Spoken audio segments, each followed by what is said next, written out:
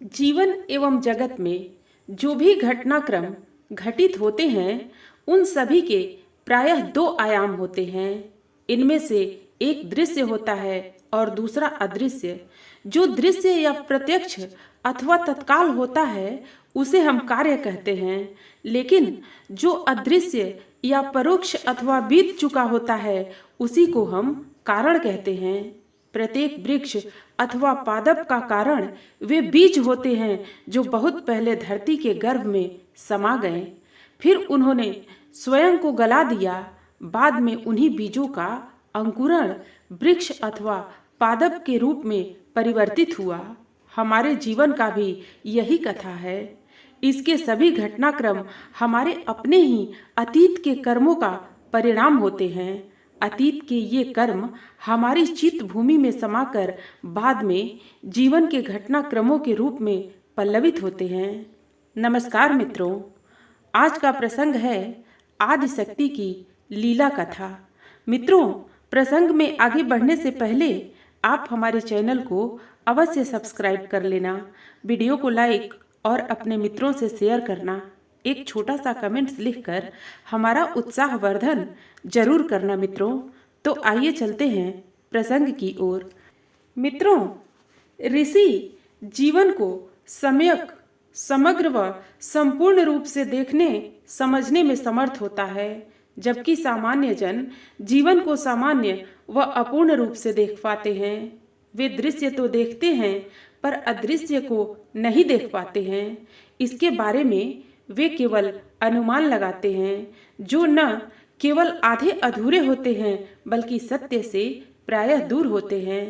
कार्य तो सभी देख लेते हैं परंतु उनमें कारण को समझने व परखने की सही योग्यता नहीं होती, जबकि ऋषि जीवन के सत्य को सम्यक, समग्र व संपूर्ण रूप से देखता है। ऋषि दृश्य के साथ अदृश्य को और कार्य के साथ कारण को सही व समुचित ढंग से समझ व परख लेता है। ऋषि मेधा इसी योग्यता वाले महर्षि हैं। अब ऋषि मेधा आगे के कथा प्रसंग व घटनाक्रम के विषय में बताते हैं।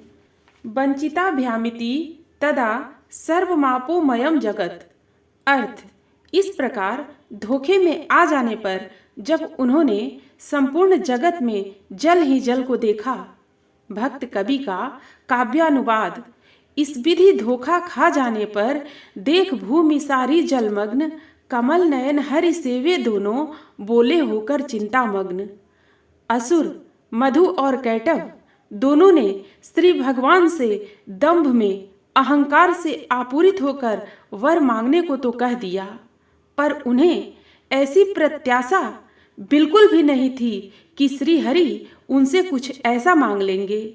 उन्होंने जो कहा था उसमें अभिमान था, वंचना थी, उनके कथन में सत्य नहीं था। उनका अहंकार अज्ञान से आवृत था और अभिमान महामाया से सम्मोहित। चतुराई, चालाकी, बुद्धि प्रवणता एवं तर्क कुशलता की सीमा है। ये असीम नहीं है, इन्हें भी प्रभावित करने वाली उच्च शक्तियां हैं जो इन्हें प्रभावित करती हैं और प्रेरित भी। इसीलिए तो चतुराई व चालाकी भ्रमित होती है, बुद्धि अपनी दिशा से भटक जाती है और तर्क अपनी दिशा परिवर्तित कर लेते हैं। इन सभी की वंचना शक्ति जब तब प्रवंचना के जाल में आ जाती है, इनकी छलना शक्ति जब तब छल से छली जाती है। मधु कैटभ के साथ भी कुछ ऐसा ही हुआ। उनका अभिमान प्रवंचित हुआ और अहंकार छला गया। प्रकृति के प्रवाह को अवरुद्ध करने के फेर में उनका अपना जीवन अवरुद्ध होने के कागार में पहुंच गया। जीवन की सत्यता का, उसकी समग्रता का बोध कराने वाली महाभारत की एक कथा है। इस कथा के अनुसार गौतमी नाम की एक वृद्धा ब्राह्मणी के एकमात्र पुत्र को एक दिन सर्प ने काट लिया। सर्प दंश से उसका बालक मर गया। इस घटना के समय वहां पर अर्जुनक नाम का व्याध भी था। उसने अपने फंदे में सर्प को बांध लिया। उस बंधे हुए सर्प को उसने ब्राह्मणी को दिखाते हुए कहा, हे देवी, तुम्हारे पुत्र के हत्यारे इस सर्प को मैं अग्नि में डाल दूं। या काट कर टुकड़े टुकड़े कर डालूं? व्याध के इस कथन पर धर्मपरायणा वृद्धा गौतमी ने कहा, अर्जुनक, तुम इस सर्प को छोड़ दो। तुम्हारे द्वारा इसे मार दिए जाने पर भी मेरा पुत्र जीवित नहीं हो जाएगा। इसके जीवित रहने पर मेरी कोई हानि भी नहीं होगी। इस पर व्याध ने कहा, देवी, वृद्ध मनुष्य स्वभाव से दयालु होते हैं, किंतु तुम्हारा यह उपदेश शोक विहीन मनुष्यों के योग्य है।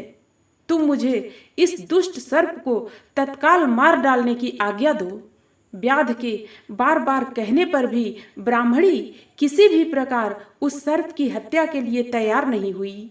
इसी समय रस्सी में बंधा हुआ सर्प मनुष्य के स्वर में बोला, व्याध, मेरा कोई अपराध नहीं है, मैं तो पराधीन हूँ। मृत्यु की प्रेरणा से मैंने बालक को काटा है।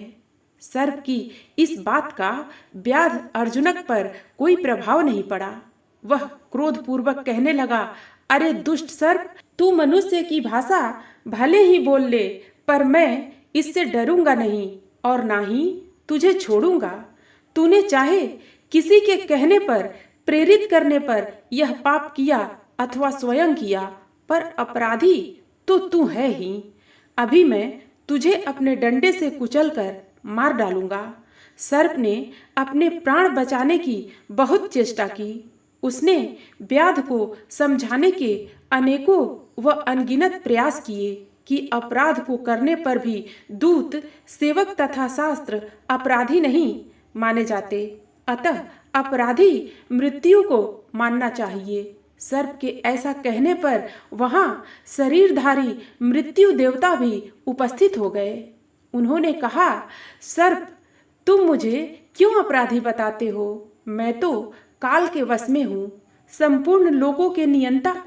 काल भगवान जैसा चाहते हैं मैं वैसा ही करता हूँ। यह वार्तालाप जब चल रहा था तभी वहां पर काल भी आ गए। उन्होंने कहा, व्याध, बालक की मृत्यु में न तो सर्प का कोई दोष है, न मृत्यु का और ना ही मेरा ही। जीव का जीवन स्वयं उसके कर्मों के वश में है। अपने कर्मों के अनुसार वह जन्मता है और कर्मों के अनुसार ही वह मरता है। अपने कर्मों के अनुसार ही वह सुख या दुख पाता है। हम लोग तो उसके कर्मों का फल उसको मिल सके ऐसा विधान करते हैं। यह बालक अपने पूर्व जन्म के ही कर्म दोष के कारण अकाल में मर गया। इस वार्तालाप का क्रम चल ही रहा था, उसी समय वहां पर महर्षि दुर्वासा आ गए। प्रायः क्रुद्ध रहने वाले दुर्वासा के मुख पर आज सौम्यता व शांति थी। वे न तो किसी से रुष्ट थे और न क्रुद्ध। उन्होंने ब्राह्मणी गौतमी से कहा, देवी, काल का कथन सत्य है। इस सत्य को समझकर मनुष्य को सर्वदा शुभ कर्म करने चाहिए। जीवन में शुभ कर्मों से श्रेष्ठ अन्य कुछ भी नहीं। इनमें से शुभ कर्म करते हुए अनासक्ति व निष्कामता की भावना श्रेष्ठ है। इससे भी कहीं अधिक श्रेष्ठ है अपने समस्त कर्मों को और उनके कर्म फल को भगवान में समर्पित करते जाना।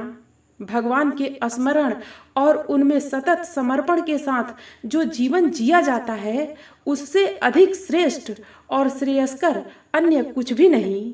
महर्षि दुर्वासा की बात सुनकर वृद्धा ब्राह्मणी गौतमी का पुत्र शोक दूर हो गया। व्याध ने भी अपने बंधन में जकड़े सर्प को छोड़ दिया और उसे जीवन की नई और सही दिशा मिली। मित्रों, फिर मिलते हैं अगली प्रस्तुति के साथ। धन्यवाद।